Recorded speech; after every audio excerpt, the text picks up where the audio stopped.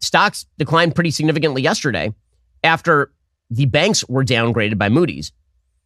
So according to the Wall Street Journal, weak Chinese export data, which, by the way, is a reflection of the American consumer market because we're the ones who are actually buying Chinese product. Weak Chinese export data, a dimmer financial outlook from UPS, and a credit downgrade for 10 smaller U.S. banks send stock indices down on Tuesday. Government bond prices climbed, pushing yields down. That means people are trying to invest in government bonds at this point and get away from the stock market, which is a sign of economic weakness. Bonds are getting more attractive compared with stocks lately, given higher yields and the risk that recession hits corporate earnings in the future.